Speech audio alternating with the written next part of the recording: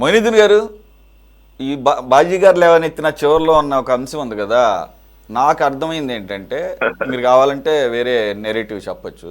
విజయసాయి రెడ్డి గారు ఇక్కడే సార్ కీలక పాత్ర పోషించాడని నేను అనుకుంటున్నా. జగన్మోహన్ రెడ్డి గారి దాకా వెళ్లకుండా జగన్మోహన్ రెడ్డి గారిని షీల్డ్ చేస్తూ తనను తాను కాపాడుకుంటూ దానికి తన రాజ్యసభ సీట్ను కూడా వదులుకొని ఆ రకంగా దాన్ని బ్యాలెన్స్ చేశాడేమో. ఎందుకనంటే మనం కనుక అబ్జర్వ్ చేస్తే ఆయన మొదటి రోజు నుంచి కూడా లిక్కర్ స్కామ్ భారీ ఎత్తున జరిగిన మాట వాస్తవం అని ఏ5గా ఉన్న విజయసాయి రెడ్డి మాట్లాడుతూ ఈ కేసుకు పూర్తిగా నేను సహకరిస్తాను, ఈ సిట్ వాళ్ళు సగం బట్టలే విప్పారు వీళ్ళది, పూర్తి బట్టలు నేను విప్పుతాను ఎందుకంటే నాకు మొత్తం తెలుసు, రాజకేశ్ రెడ్డి మొత్తం దీనికి కీలక సూత్రధారి అని చెప్పేసి అక్కడికి కట్ చేసేసాడు. అంటే ఫైనల్ బెనిఫిషరీ ఏదో రాజకేశ్ రెడ్డి అన్న కలరింగ్ ఇచ్చేసి రాజకేశ్ రెడ్డిని ఒక విలన్గా చూపించి మళ్ళీ తనే దీనికి అప్పట్లో తనకున్నటువంటి 2 ఏళ్లలో ఈ పాలసీ మేకింగ్ డిస్కషన్స్ జరిగినాయి అని చెప్తూ రాజకేశ్ రెడ్డికి ఒక 100 కోట్ల రూపాయలు సమకూర్చింది తానే అని చెప్తూ ఇంత చేసినా కానీ అతను నాకే పంగనామాలు పెట్టాడని చెప్పేసి చెప్తూ ఇప్పుడు ఏదైతే బాజీ గారు చివరిలో వ్యక్తపరిచారే ఫైనల్ బెనిఫిషరీ అన్నదాకా వెళ్ళనివ్వకుండా ముందరకాలకు బంధాలు అక్కడే వేయటం దగ్గర నుంచి స్టార్ట్ అయిందని నాకు అనిపిస్తోంది. వై? బికాస్ అంత ఈజీగా అయినా ఎంపీని పదవిని వదులుకోడు, రాజకీయ సన్యాసం చేశానని వ్యవసాయం చేస్తానని చెప్పేసి చెప్పాడు. ఇవన్నీ కూడా ఆ సందర్భంలోనే జరిగినాయి. ఇప్పుడు మళ్ళీ అవన్నీ పాచికలు పారలేదనుకుంటా, బీజేపీ కూడా సహకారం అందించలేదని చెప్పేసి అంటున్నారు. బీజేపీలో జాయిన్ అవుతానంటే కుదరలేదంటున్నారు. ఇకపోతే టీడీపీ ఉన్నంతకాలం కూడా ఈ కూటమిలోకి ఏ పార్టీలోకి జనసేన కానీ ఒక మాట బీజేపీని కూడా అంటలేదు. ఆయన నిన్న కూడా వ్యాఖ్యలు చూస్తే టీడీపీనే టార్గెట్ చేశాడు. వృద్ధ పొలిటీషియన్ అంట చంద్రబాబు నాయుడు గారు, చనిపోయే ముందు కొద్దిగా మంచి పనులు చేయమని చెప్పేసి సలహా ఇస్తున్నాడు. ఈ యంగ్ పొలిటీషియన్ ఎవరో, ఈ young 69 year old young Vijayasai Reddy గారు 76 years ఉన్న ఓల్డ్ పొలిటీషియన్కి చంద్రబాబు నాయుడు గారికి సలహా ఇస్తున్నాడు. యువ రాజకీయ నాయకుడు, 69 ఏళ్ల యువ రాజకీయ నాయకుడు సలహాలు ఇస్తున్నాడు. సో అది పరిస్థితి. దీన్ని బట్టి కొత్త రాజకీయ పార్టీ పెడతాడంట, మీడియాలోకి వస్తాడంట. అది మీరేమంటారు సార్? మాకు విజయసాయి రెడ్డి గారు ఆ రకంగా తోడ్పాటు అందించారు కాబట్టి ఇక ఫైనల్ బెనిఫిషరీ దాకా వచ్చే అవకాశం లేదు అని అంటారా? లేదంటే కనుక అతను బ్యాక్ స్టాబింగ్ చేస్తే మళ్ళీ మొత్తం వ్యవహారం బయటకు వచ్చే అవకాశం ఉందా? జగన్మోహన్ రెడ్డి గారు ఇప్పటికీ విజయసాయి రెడ్డి గారి దగ్గర లేదు కాబట్టి. పెద్దలకు 24/7 ప్రేక్షకులందరికీ నా నమస్కారాలు సార్. ఇప్పుడు మీరు సార్ ఎట్లా బాజీ గారిని తీసుకొచ్చారు, ఇంక మళ్ళీ టీడీపీ అధికార ప్రతినిధి ఎందుకు సార్? అన్ని రోజులు ఆయన ప్లే చేస్తా ఉండే, మళ్ళీ టీడీపీ అధికార ప్రతినిధి ఏం అవసరం ఉంది సార్? అన్ని రోజులు ఆయన ప్రేమ చేసినప్పుడు నేను బాజీ గారిని ఒక క్వశ్చన్ అడగాల్సిన సార్. ఈ విధంగా ఆ సమయానికి పోయే ముందు విషయానికి బోపాస్ కేసు జరిగిందా, 2G స్కామ్ జరిగిందా, కోల్ స్కామ్ జరిగిందా, అవన్నీ కాంగ్రెస్ నెత్తిలో చుట్టాయా లేదా, జరిగాయా లేదా చెప్పండి సార్ మీరు. సేమ్ స్టోరీ ఇది కూడా. ఏ విధంగా 2G స్కాము, ఏ విధంగా కోల్ స్కాము, ఏ విధంగా Bofors scam, same story sir. అర్థం చేసుకోండి. బేసిక్ ప్రైస్ పెరిగినప్పుడే లంచాలు ఉంటాయి, బేసిక్ ప్రైస్ పెరగనప్పుడు లంచాలు ఎవరిస్తారు? First point. 12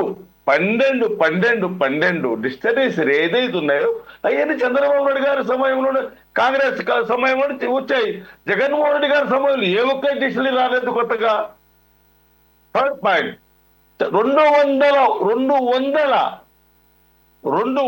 రకాలైనటువంటి మందు అయితే అన్ని బయటికి రాలేదు. అవన్నీ సార్ అవన్నీ బయటికి రాలేదు. ఆ నంబర్స్ అన్ని కంప్లీట్ గా బయటికి రాలేదు. ఆ బ్రాండ్లు అన్ని బయటికి రాలేదు. ఆ రోజుల్లో బయటికి రాలేదు. ఆ బ్రాండ్ అన్ని తెచ్చింది టీడీపీ పార్టీ. మళ్ళీ దేని గురించి మాట్లాడతారు సార్? మీరు అంటున్నారు ప్రివిలేజ్ ఫీ 6,500 కోట్ల రూపాయలు మాఫీ జరిగింది. మాఫీ జరిగిందంటే అవినీతి జరిగినట్టే కదా, వీళ్ళకి లంచాలు ముట్టినట్టే కదా. చెప్పాలి సార్ బాజీ గారు. మీరు టీడీపీ అధికార ప్రతినిధిగా బాగా పేరు చేస్తున్నారు. ఇంక విషయానికి వస్తే 2014 నుండి 2019 వరకు మద్యం స్కాములో చంద్రబాబు నాయుడు గారు బెయిల్ మీద ఎందుకున్నారు? నా మాట మేము ఒకటి అడుగుతున్నాం, మీరు చెప్పండి సార్, నేను చెప్పింది మీరు మాట్లాడండి. స్కామ్ జరగాలా? ఎందుకు మల్టీనేషనల్ బ్రాండ్ ఆపారు? చెప్పేది బాజీ గారు, మాట్లాడండి. చెప్పేది వినండి అయ్యా, తర్వాత మాట్లాడండి అని చెప్పేది వినండి బాజీ గారు. వేలాది మంది చనిపోయారు. ఎందుకు చనిపోయారు? టీడీపీ టైంలో చనిపోయారు. వేలాది మంది ఆనాటి కేంద్ర మంత్రి ఇంతకంటే మళ్ళీ ప్రజల దగ్గరకు వచ్చి అబద్ధాలు ఉండదు. చెప్పండి సార్. బాజీ గారు నన్ను చెప్పలేండి సార్. మీరే మాట్లాడుకోండి.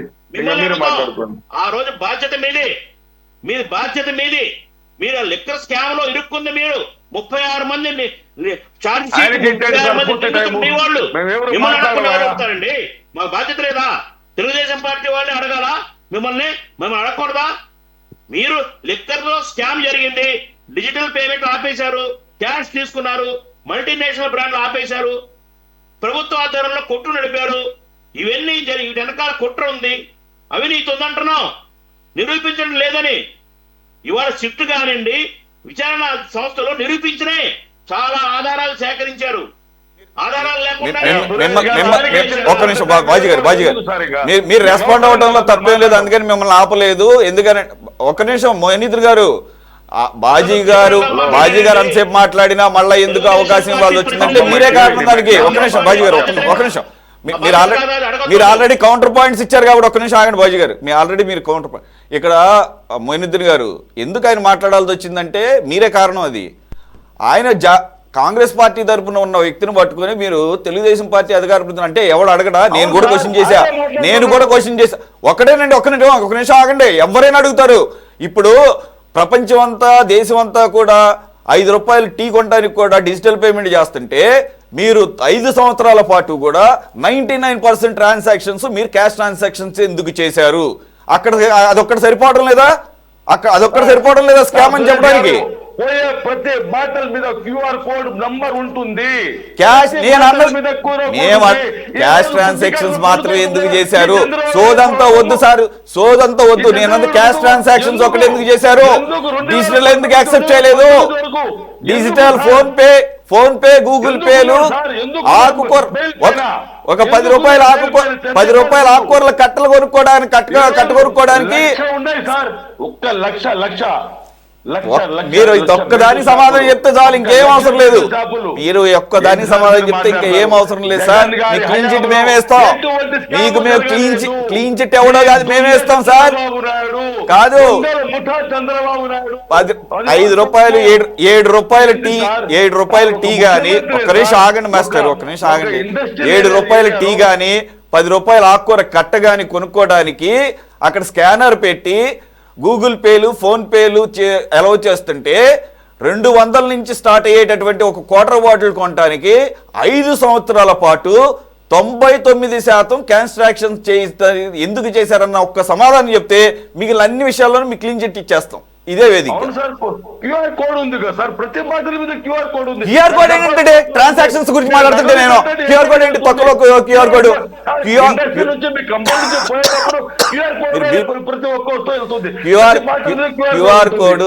క్యూఆర్ కోడ్ ఆఖరికి డోలో 650 మెడిసిన్ వెనకాల కూడా ఉంటుంది దాని డీటెయిల్స్ కోసం.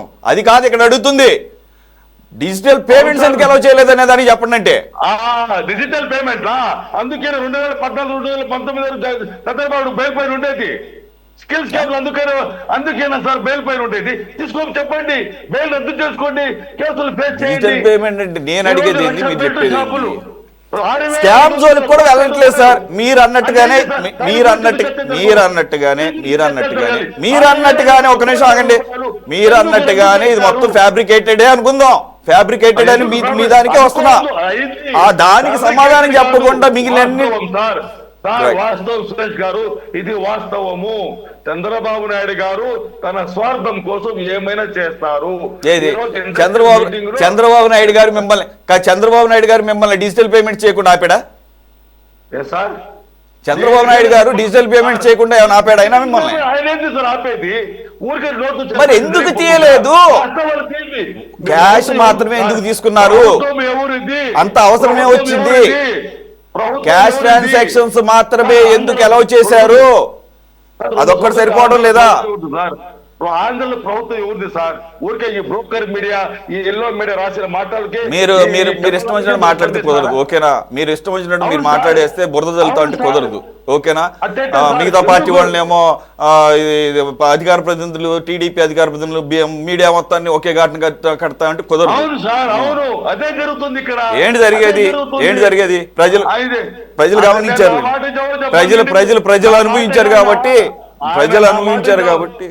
అనుభవించారు కాబట్టి తీర్పిచ్చారు. ఓకే, ఒక నిమిషం. జరిగిందా?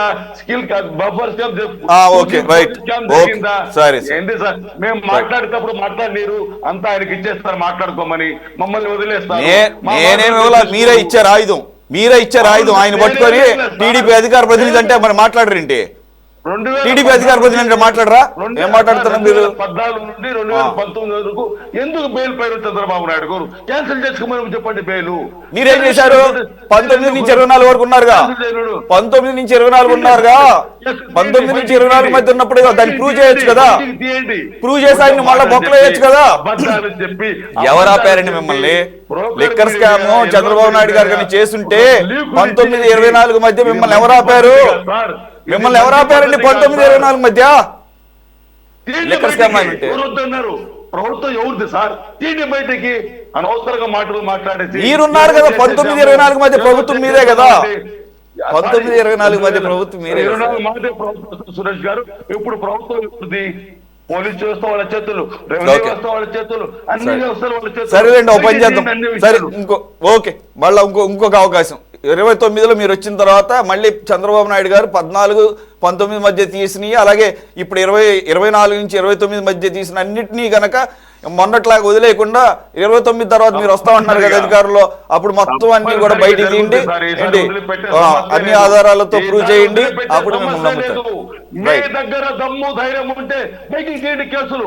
అనవసరంగా బ్రోకర్ మీడియా ద్వారా లీకులు ఇవ్వడము, అబద్ధాలు చెప్పడము ఇది పద్ధతి కాదు. జగన్మోహన్ రెడ్డి గారు నీతి నిజాయితీకి మారు పేరు. జగన్మోహన్ రెడ్డి గారు చేయని తప్పుకు ఈ రోజు నిందలేస్తున్నారు. నిన్న దస్తగిరి మర్డర్ విషయంలో ఒక ముఖ్యమంత్రి అంటారా దస్తగిరి చెప్పింది వైసీపీ వాళ్ళని? వాళ్ళు ఏదో ఘర్షణ జరిగితే ఓకే, ఆయనంత మంచోడు, ఆయనంత అమ్మాయికి ఎవరు లేరు, అందు గురించి రప్ప అంటే తప్పేముంది, వచ్చిన తర్వాత ఒక్కొక్కటి బట్టలోడు వేస్తాము, ఇది మంచితనం.